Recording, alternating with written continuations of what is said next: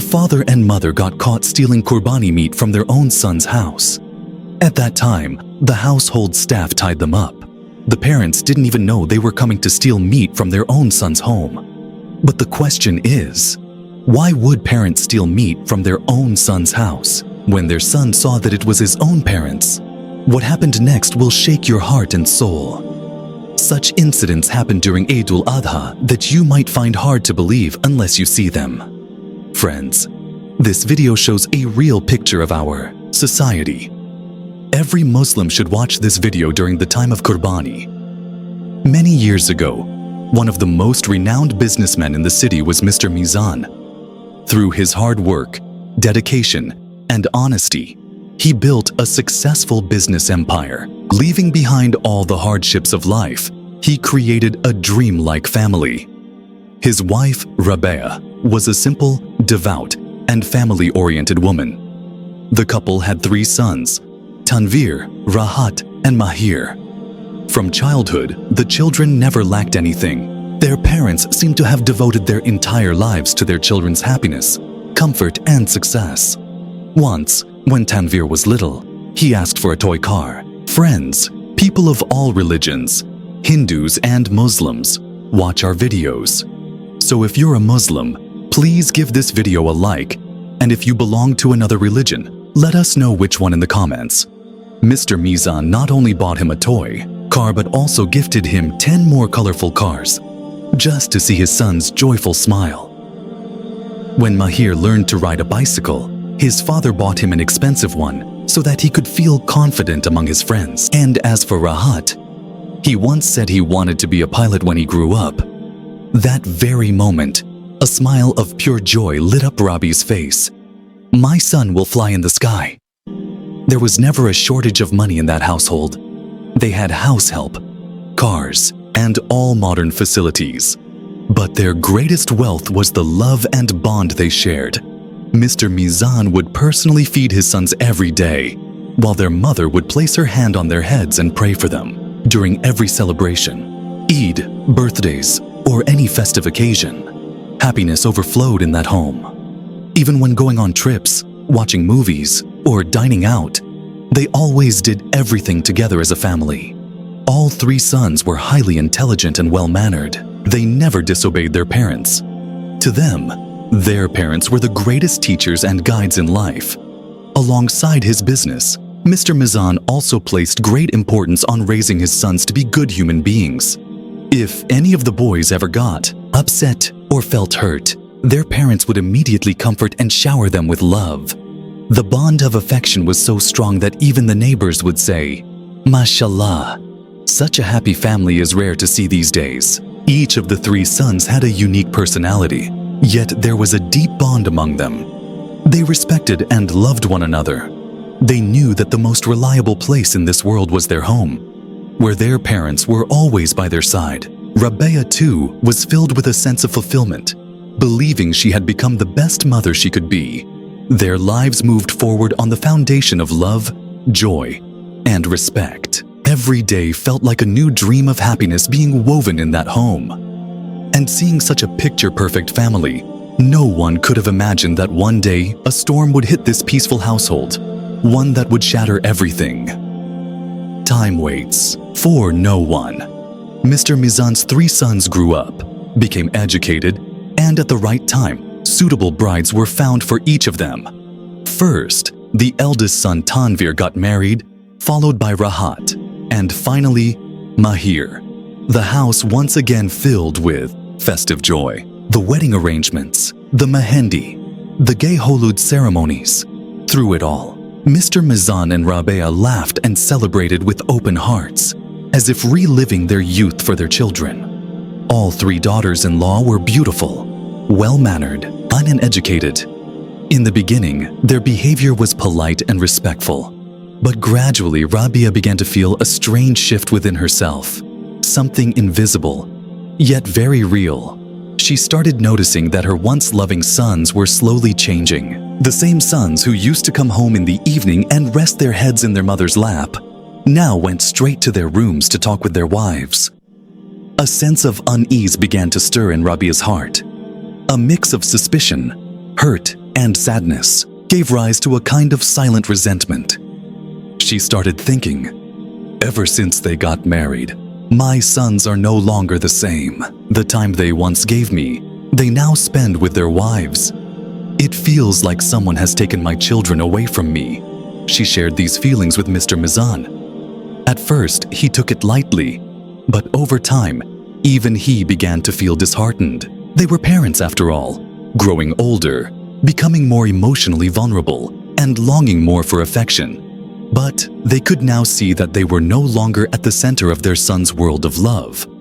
Though the daughters-in-law never said anything disrespectful, Rabia began reading into every little word or gesture. She would think, maybe deep down, they wish we weren't around.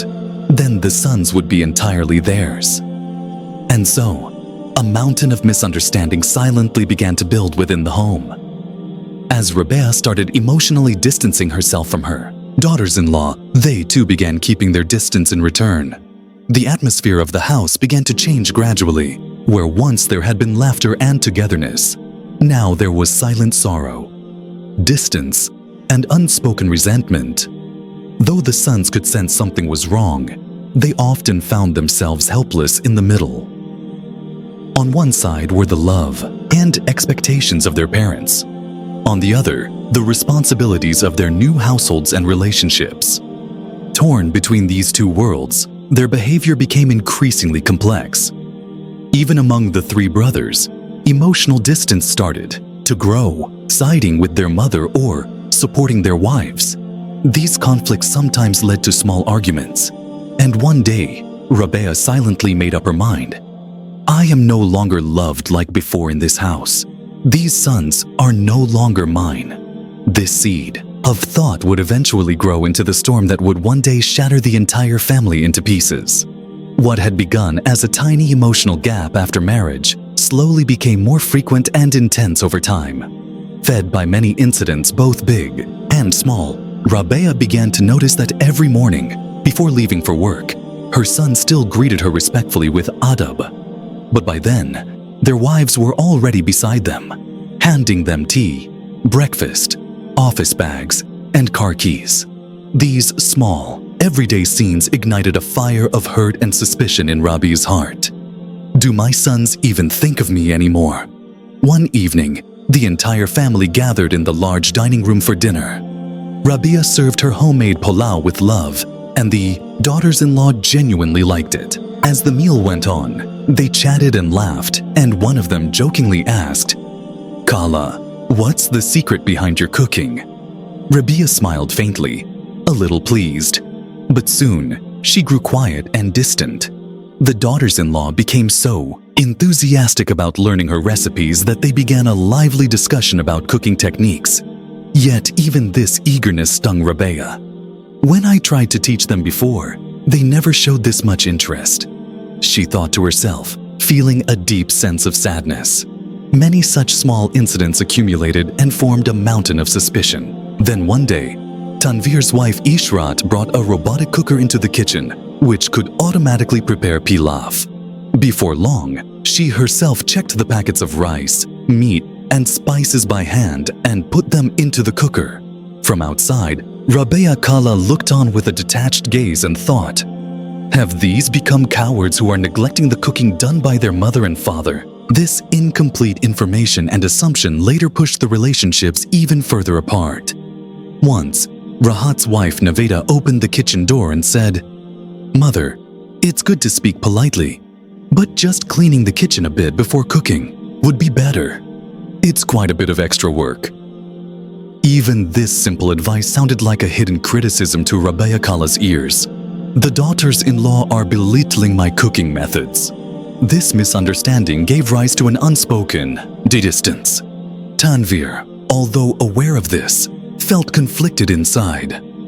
I am the son of my parents, but I also have to compromise with my wife. As a result, Tanvir often couldn't treat both sides equally and ended up going down the wrong path, showing neglect and reluctance towards his mother and resentment and fear towards his wife. Unable to handle this conflict, tension in the family increased. At night, whenever someone sat at the study table with books open, the mother would come and say, "Why are you studying so late? Didn't you find time to talk to your wife?" And if the wife spoke, she would say, "Oh, mother, please let me sit in peace. It's not right to keep waking the son when he's tired." In this way, the sons' minds were always torn between mother and wife. Eventually, Rahat started going straight from home to the office, and Mahir stopped coming home for meals altogether. These small disputes gradually grew into something huge, and the family could find no firm solution anywhere. Instead of affection and love, there was only tension, accusations, and a web of blame. The relationships that once brought immense peace and bonding now seemed to exhale smoke through the cracks, because no one spoke the right words at the right time, and no one opened their heart for true understanding. Day by day, under the strain of these tensions, a time came when, although living under the same roof, no one truly belonged to anyone else. Rabea Kala and Mizan Sahab could no longer tolerate their three sons' wives, and the wives could not bear their strict supervision and unspoken reprimands. Despite many efforts, the sons could not reconcile both sides. Eventually, a state developed where avoiding each other, not speaking, and even the little that was said was filled with complaints and reproaches. Day by day, the tone of complaint in Rabea Kala's voice grew stronger. "These girls have taken away our sons. Now their hearts only belong to their wives." Mizan Sahab would quietly say, "I think our sons don't listen to us anymore." The resentment had built up so much that they decided, "No more. Let them live their way. We will live ours." One day, sitting together, the elderly couple cried as they made a decision. They no longer wanted to live in that house. When the sons were away, they packed their belongings and left. They didn't know where to go, but had a firm vow: "We will never return to them." Thus, those who once lived a life of dignity, happiness, and comfort became a lonely, neglected couple. They rented a small house, carrying with them some old photos and the weight of memories. Mizan Sahab's business also slowly declined, as he could no longer give it the attention and time it once had. Age, mental stress, and financial pressures all combined to gradually bring the business to a halt. Eventually, the housemaid, driver, and office staff all left one by one. The office closed, the car was sold, and they had to downsize to a modest life by cutting back on major expenses. Money started running out, and relatives and acquaintances gradually distanced themselves as well. One afternoon, Rabea Kala sat in the kitchen cooking rice. Sitting on the mat, wiping her tears, she said, "Mizan, it would have been nice to have some meat today. It reminds me of the liver rice we used to have on Qurbani Day during childhood. But their fridge now only contained a little lentils, rice, and some dry spices." Mizan Sahab sighed deeply and said, "At this age, who wants to steal liver?" A sad smile appeared on their faces.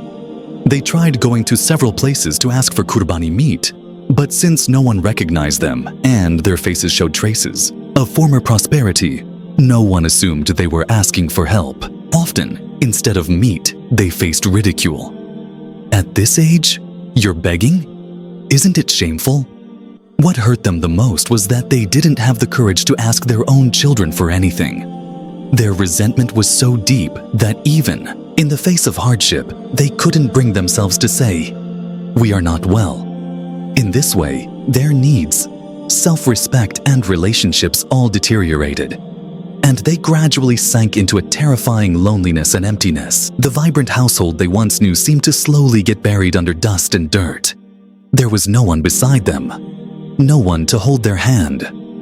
Only memories and faint shadows of past love remained. A few years ago, their family's every Eid al-Adha was festive and filled with joy.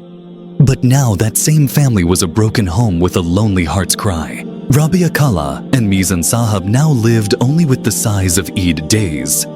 Standing amidst the crowded markets, they saw big cows, the hustle and bustle, children laughing, parents busy with sacrifices. Everything now seemed like a world apart to them. That day was the morning of Eid al-Adha. Around them, there was the smell of meat, blood stains on the roads and soil, people running around carrying meat wrapped in plastic. But in this elderly couple's house, there was nothing. The rice was left over from the previous night, and the pot of lentils was almost empty. Rabea Kala said slowly, "Mizan, I feel like eating some rice with liver. I remember how my mother used to fry liver when I was a child. If I don't eat liver rice on Eid morning, the Eid feels incomplete somehow." Mizan Sahab looked at her intently and said, "Let's try. Maybe if we go to someone's house, they'll have a little mercy and give us something." The two of them left together and went to a distant town outside their city so that no one would recognize them. They didn't want anyone to think, "Has the businessman now come begging for liver?" In that town, they wandered around wanting to ask for meat, but didn't have the courage. From behind the gates, people shouted. The meat was distributed in the morning, or someone would say, "If you had come earlier, you would have gotten some, but now there's none." Finally, they went to a huge, wealthy house. There were hundreds of people, a large gate, colorful cows covered with cloth inside, and a decorated courtyard. The meat was being cut in a separate area. On a table there lay a huge piece of cow, liver, probably kept aside as the owner's favorite food. Suddenly, Rabea Kala said, "If only I could take this liver, but no one will give it. When I used to cook liver, I never imagined that today, at this age, I would be wishing for just a small piece." Mizan Sahab smiled and said, "Then, shall we steal it?" At first, both of them laughed, but despite the smiles on their faces, tears glistened in their eyes. After so many years of resentment, insult, and neglect, it felt as if the broken pride inside them wanted to steal a little happiness for themselves. Rabea Kala opened her bag and placed it beside her. Mizan Sahab stepped forward and, in a brief moment when no one was watching, slipped that huge piece of liver into the bag. But a boy standing far away saw the whole scene. He ran and called others, and people came and caught them. Someone shouted, "Old thieves! Such audacity!" The two were dragged to the courtyard of the house and tied up with ropes in front of hundreds of people. No one showed any pity, only scorn, questions, and reproach. What happened next completely changed the course of the story. Rabea Kala and Mizan Sahab stood humiliated, tied with ropes in front of hundreds of people. Some called them thieves, others said they came disguised as beggars, and some laughed mockingly. "Stealing at this old age? Aren't you ashamed?" Their heads hung low, tears in their eyes. Once upon a time, people showed them respect just by hearing their names, but today they were humiliated standing on the street. Suddenly, the owner of this huge house entered through the gate. A handsome young man dressed elegantly. There was determination on his face, but he stopped in his tracks when he saw an elderly man and woman tied up with ropes and surrounded by people. He stepped forward and asked, "What is happening here?" The crowd answered together, "These two old people stole, sir. They were running away with your sacrificial liver in a bag." Then the young man looked deeply into their faces. Within moments, his eyes widened with surprise, and his face showed both astonishment and sorrow. He shouted, "Father, Mother, you are here? Who tied you up? Untie the ropes quickly." The whole place fell silent. People looked on in shock. Those who still couldn't believe what they saw were filled with stunned disbelief. He hurried over and himself untied their ropes. With a voice trembling with emotion, he said, "Why did you come here? Why didn't you say anything? How can I bear this insult?" Rabea Kala burst into tears. All the years of hurt, neglect, and pain seemed to pour out in a flood of tears.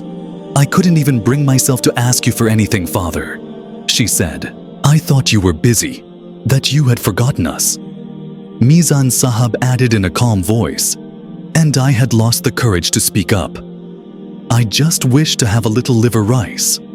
Their eldest son, whose name was Raihan, with tears in his eye, I said, "You don't know. I think about you every day. I realize how big a mistake I made by leaving you. I thought you wanted to stay away by choice.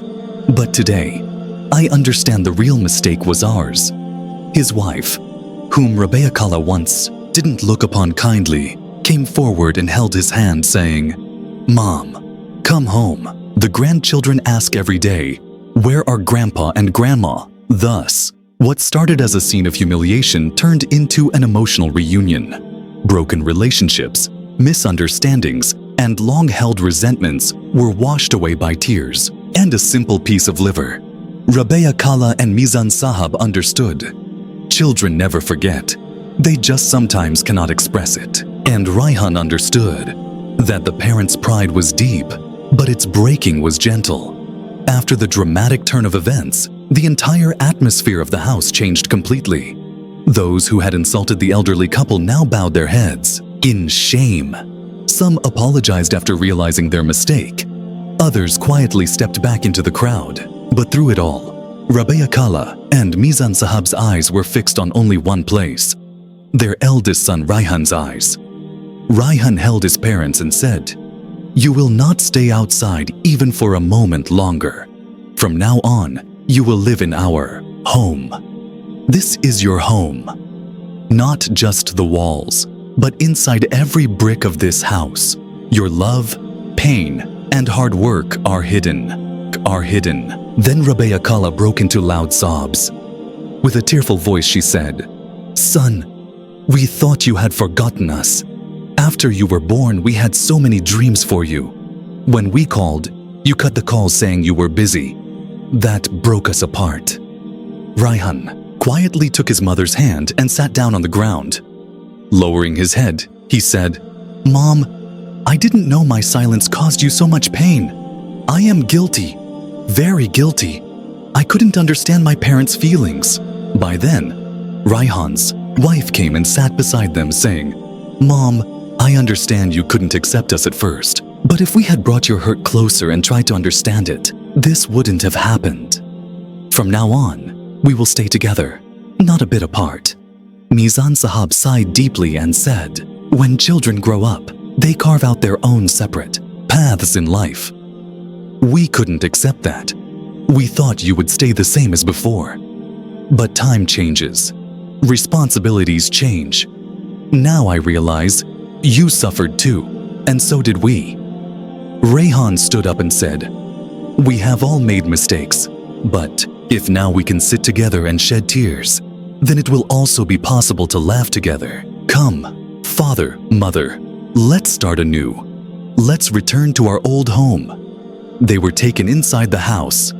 The old gate, the old furniture, and the entire building all seemed to be waiting for them. Raihan's two young children ran up and hugged their grandparents tightly. "Where have you been all this time?" At this question, tears welled up again in the eyes of the two elderly. That night, a special feast was arranged in their honor, and on the menu was the long-awaited dish: beef liver curry with hot rice. While eating, Rabea Kala said, "The taste of this liver is not just in the cooking, but in the flavor of reunion mixed within." Everyone spoke the same language that night, learning from mistakes and letting love overcome pride. This story is not just about one family or a pair of elderly parents. It is like a mirror in which every family can see its own reflection. Over time, relationships change their shape, but their foundation, love, respect, and responsibility, never changes. One of the main lessons of this story is that after marriage, relationships don't change, but responsibilities increase. The son who once spent every day sharing stories with his parents may not be able to give that much time after marriage, but many parents misunderstand this. They think the daughter-in-law has taken away their son. However, reality is different. When a son gets married, he starts a new household. The responsibilities of that household, the wife, children, work pressures, all combine to increase time constraints. But love for the parents doesn't lessen, only its expression decreases. If this difference isn't understood, misunderstandings, pain, and separation begin. On the other hand, many children, pressured by time, neglect their parents' emotions. They cut calls saying, "I'm busy," or don't check in even once a month thinking they'll understand. But a parent's day passes in the hope that their child will call even once and ask, "Father, have you eaten? Mother, how is your health?" This story shows that sometimes even a small piece of liver can be a bridge to reunion. That elderly couple didn't steal out of anger. They acted out of pride, pain, and the sorrow of not receiving, but by the cruel twist of fate. That very act of stealing becomes a heart-touching story of reunion. A family is not just husband and wife, but the entire household. Love is not just about giving time, but making the other person feel, "You are still my most beloved." Parents need a special kind of love, and the wife or husband deserves special respect. Here, Rayhan's wife plays an important role. When she forgives her mother-in-law and brings her closer, she shows that it's not only the son, but also the daughter-in-law who can bring light to the family. A wife takes as much responsibility as the rights she demands, if she is respected. And finally, the story makes it clear. Walls of misunderstanding can be broken down by moving forward with love, a little empathy, a little forgiveness, and one embrace can rebuild an entire relationship. This story reminds us that family is not just blood, but a bond of the heart. Mistakes are bound to happen, but they must be corrected before it's too late. After the turning point in the story, both Rayhan and his wife develop a new understanding. They realize that love alone does not end responsibility. It must also be practiced and cared for. And when a wife wants, she can accept her mother-in-law as her own mother. Likewise, when a son wants, he can build a bridge between his own family and his parents. Rayhan's wife, Tanya, had earlier thought that her mother-in-law did not like her. That's why she had kept a distance as well. But when she saw tears in her mother-in-law's eyes that day and embraced her herself, her heart's pride melted away. She thought, "This woman is also a mother, my husband's mother. She deserves my love, care, and respect." From the day they returned home, Tanya began to learn about her mother-in-law's likes and dislikes. What makes her happy when given time? What hurts her? She started paying close attention. Sometimes she cooked for her, sat with her to talk, watched movies together, even gave her foot massages. Tanya understood. A mother only wants love, not repayment. On the other hand, Rayhan also began to understand his responsibilities in a new way. He did not limit himself to financial duties, but shared his time as well. After office every day, he would sit by his mother's side and spend time with her, take his father for walks, and arrange family meals on Fridays where everyone gathered together. After marriage, the responsibility towards parents doesn't end.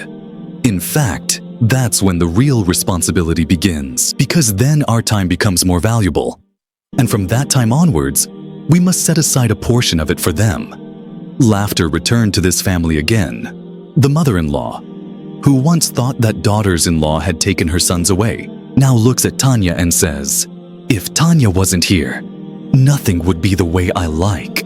The husband, who used to be busy only with work, now spends time with the family, showing that love is not just words, but also an investment of time.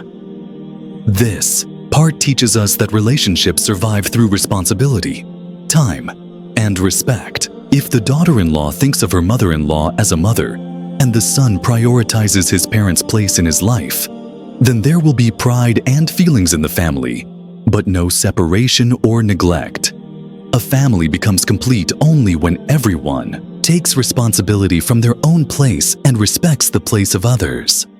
The ending of this story was as emotional as it was insightful. This family, who once had broken apart in resentment and lost each other in misunderstandings, returned under the shade of love.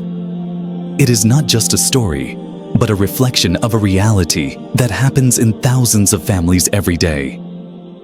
The relationship between parents and children often falls into competition with time. The child who once walked holding his mother's hand, who climbed on his father's shoulders to see the world, grows up and gets busy with his own family.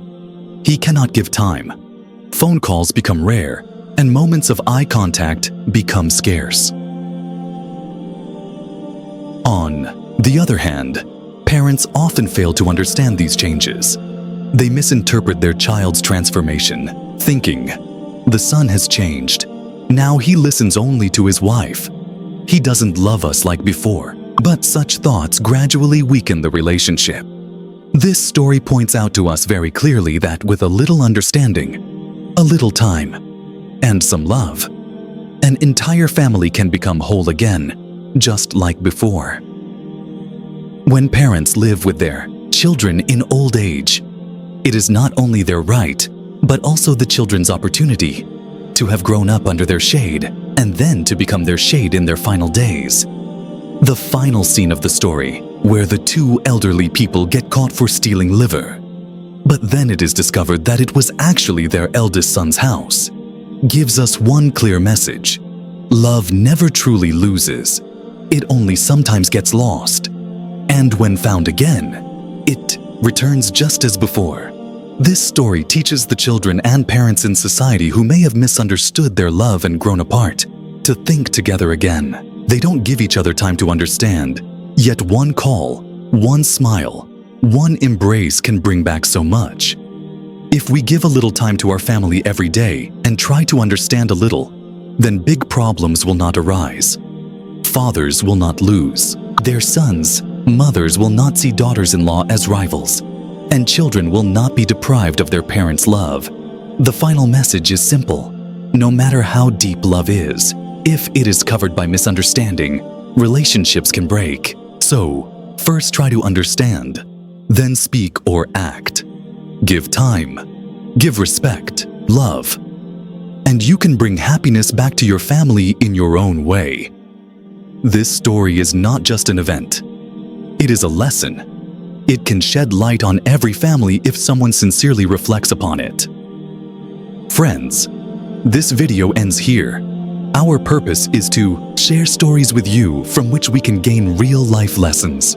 These are not stories from the Quran or Hadith, but real incidents that happen in our society. Through these videos, we try to highlight what should be done and how these issues can be resolved so that we can live happily and peacefully, personally, within our families, and socially.